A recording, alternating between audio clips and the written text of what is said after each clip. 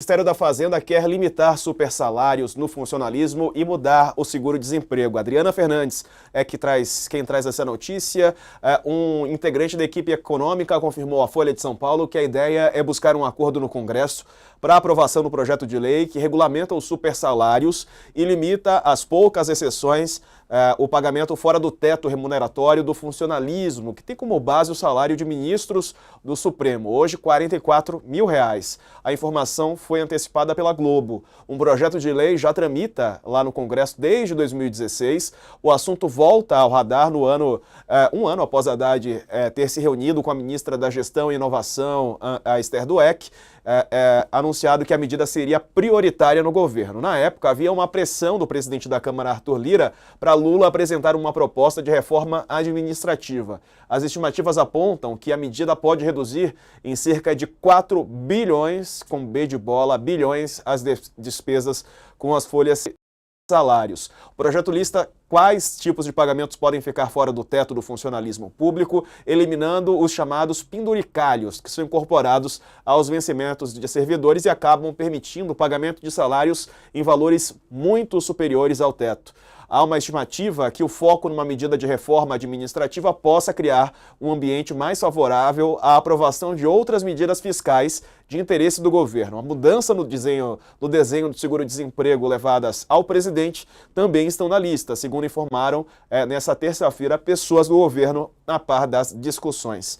Bom, são algumas medidas aí tomadas pelo governo federal. Há uma proposta também para cobrar a alíquota maior do PIS/COFINS dos setores com maior rotatividade de trabalhadores que demandam mais seguro-desemprego. O argumento levado ao presidente é que o número de pessoas beneficiárias do benefício está subindo muito, mesmo com a economia brasileira aquecida e o desemprego em baixa. Passou de 47 bilhões para 52 bilhões num período de 12 meses, acho que antes até um período mais curto. E é isso, no nosso site você vê a reportagem completa.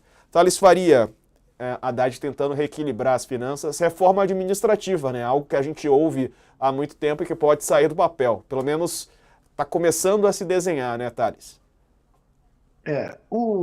Eu coincidentemente hoje também tive um almoço com pessoas ligadas à área econômica e ligadas também ao ministro Haddad, e a informação que eu tive é que o Haddad conseguiu. O Lula é muito resistente a essa coisa de corte de gastos, porque, em geral, o corte de gastos vem em cima de quem tem menos lobby, de quem tem menos força política, ou seja, de quem é mais pobre.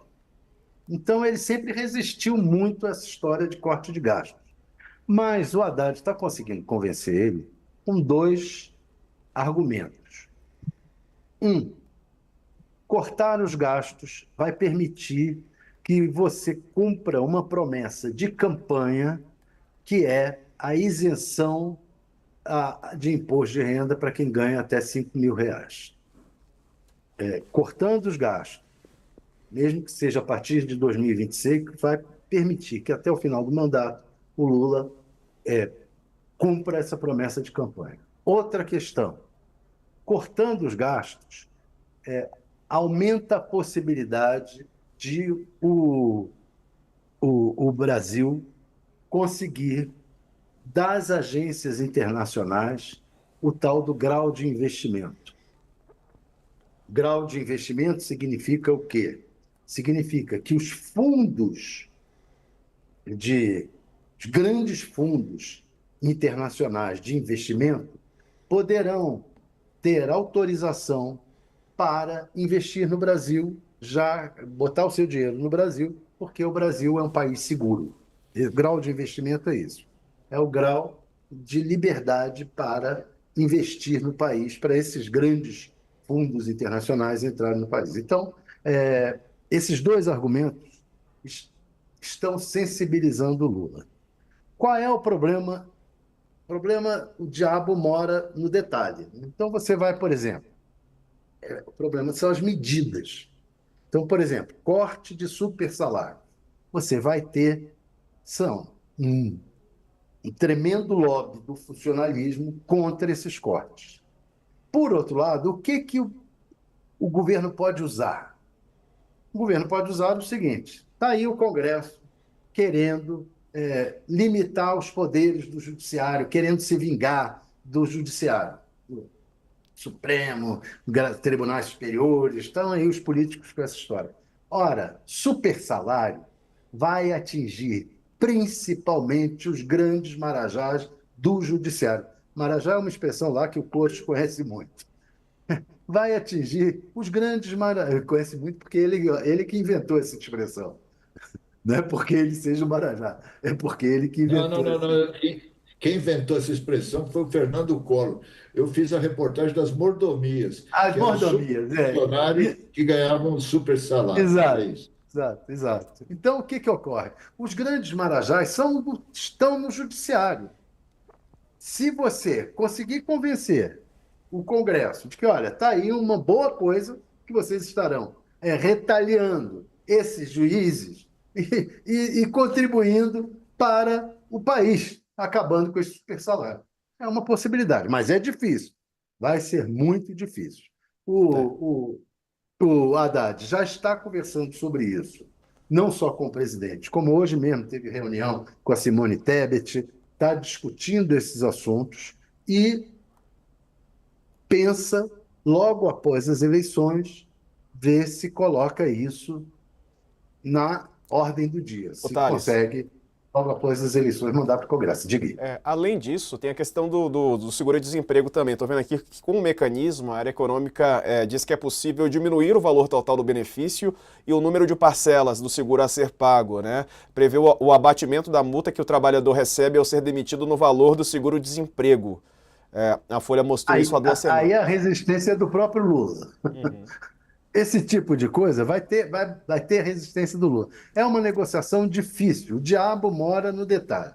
Quer dizer, existe a ideia geral, o Lula está convencido, é bom a gente ter grau de investimento, é bom eu conseguir cumprir a promessa de campanha, mas aí começa. Vamos cortar de aposentado, vamos cortar no benefício de prestação continuada, vamos cortar onde? Onde é que vai? Aí não dá para ficar cortando embaixo. Você vai ter que, talvez você tenha que aumentar impostos de ricos, de milionários. Tem que haver uma solução que não seja só ferrar quem está embaixo. Essa daí, por exemplo, é uma solução que tem resistência do próprio Lula. Couto,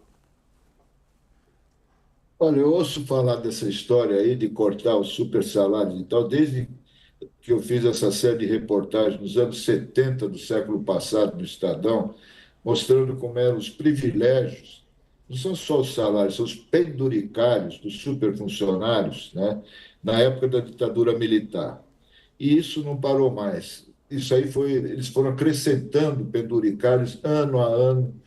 Acabou a ditadura, veio a democracia e a coisa só foi piorando. Essa semana, Thales e Diogo, nós tivemos notícia de que advogados da AGU arrumaram novos penduricários para eles que representam bilhões e mais despesas do governo. Seria a melhor notícia dos últimos anos se o governo realmente fizesse isso para valer agora. Cortar não só os salários, né, porque é inconstitucional cortar salários, mas cortar os privilégios impressionantes de gente que chega a ganhar 300, 400, 500 mil por mês, não só no judiciário. Isso vale também para o executivo, vale para a área militar também. Nós vimos generais da época do governo do Bolsonaro, quanto que eles ganhavam. Ninguém ganhava menos de 100 mil reais por mês, né? Então, eu concordo com o presidente, de um lado, de que não deve cortar gastos de quem ganha menos. Agora, concordo 100% com a Haddad que tem que cortar o salário desses superfuncionários, dessa bagunça que é em Brasília, porque todo dia eles arrumam outros penduricários, e tudo acima do teto. Então, não adianta ter teto constitucional, que é 40 mil mais ou menos hoje, né, ministro do Supremo, se os caras ganham no Brasil inteiro, os magistrados ganham 100 mil, 200, 300 mil, não tem limite, né? Eles têm férias acumuladas, têm uma série de coisas, tem auxílio paletó, auxílio mudança, auxílio funeral, auxílio para comprar livro. É um negócio que não tem fim, né? Então, isso realmente, se o governo fizer isso, vai ter um grande apoio popular e certamente vai sobrar dinheiro para aplicar onde é preciso, né?